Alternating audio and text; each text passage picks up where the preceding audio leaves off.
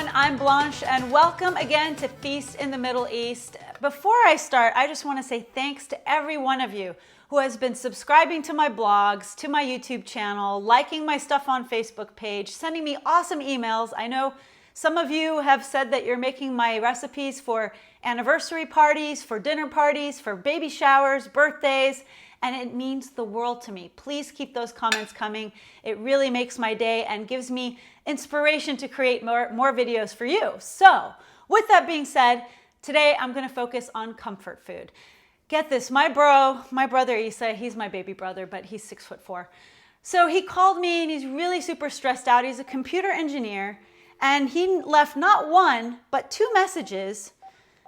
And it really leads me to believe that this guy is really stressed out and needs some comfort food. You have 6 saved messages. Let me play you a couple of his messages. To listen to your messages, press 1. First message. First saved voice message. Message marked urgent. It's urgent.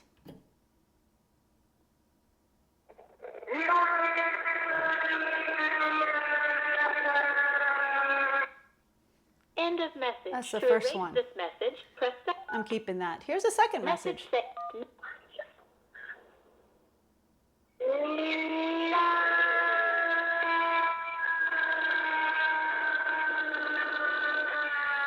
It keeps going and going. Poor Isa. So what I'm going to do is make him some comfort food. What does he love? He loves hummus b'lahma, which means hummus with meat. A lot of times the meat is lamb, but I'm going to use beef because that's what he likes more. And it's super easy and fast to make. So let's start with olive oil. I use premium olive oil. How do you know if it's good olive oil? Well, usually it has a harvest date on it, so it'll tell you how old it is. So this harvest date is very recent. So I know these olives were picked very recently. And I'm going to start warming these 2 pans up. And for my brother, I got grass-fed organic meat from the farmer's market. This is beef. I really like to get my beef from the farmer's market because I get to know the farmers and they always use good practices with the animals. So I just feel better supporting local farmers. So that's for him. Now for me, I'm more into a veggie mood, and I know there's a lot of vegans out there from the mail that I've been getting that you want vegetarian versions of the food. So I'm using cremini mushrooms. So I'm going to just do this 2 ways. Before I start, I'm going to use shallots, which have been minced. You could use about 3 or 4 shallots for each batch. So I'm using shallots for both, shallots and garlic. But first I'm going to start with the shallots, and you want to saute them until they're translucent. So let's do that. So we're going to do that. You know, a lot of the times my brother, he's commuting, he's on the go, and I live really close to where he works, so it's really ideal for him to come home and come over to my house and eat something while the traffic subsides, get his stomach full, and then he could go on his route home without dealing with traffic. And he's not hungry because he already ate here, so it's perfect. So check this out. I am sauteing both of them so they're nice and brown, translucent. And to that, I'm going to add about a clove or 2 of minced garlic to this one and to this one. While I'm sauteing both of them. You don't want to saute the garlic too much because it'll get burned. So with that, I'm going to add the meat here, the beef, and I'm going to add the mushrooms here. Now seasonings. This is what's going to make it Middle Eastern, are the seasonings, and it's really simple. One thing that both my mom and dad love to use with everything is lemon pepper. It's not necessarily Middle Eastern, but it definitely gives a great flavor because you get the peppery pungency of the pepper, but you also get lemon to give it that tang. So here's some lemon pepper. We go through this a lot in my house. Lemon pepper for both.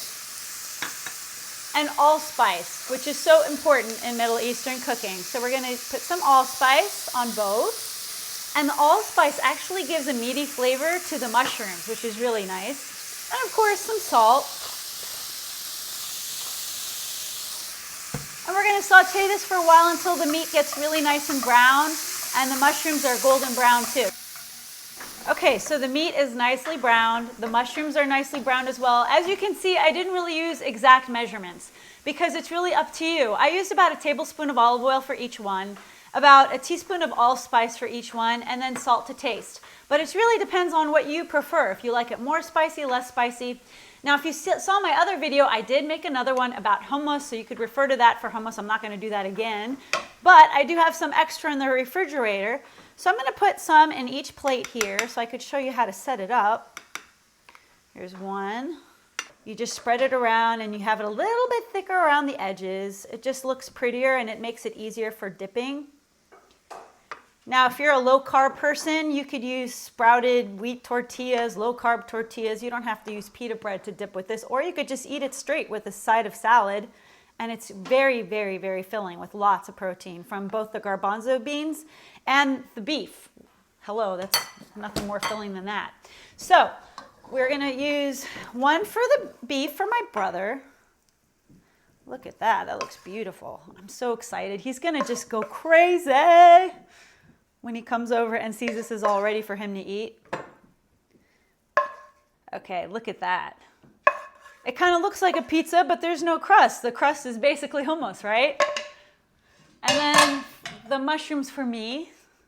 So these are the mushrooms right here. Funny thing is, mushrooms in Arabic sounds like a really foul word. It's you say it fu'ah, like get the fu'ah out of here, right?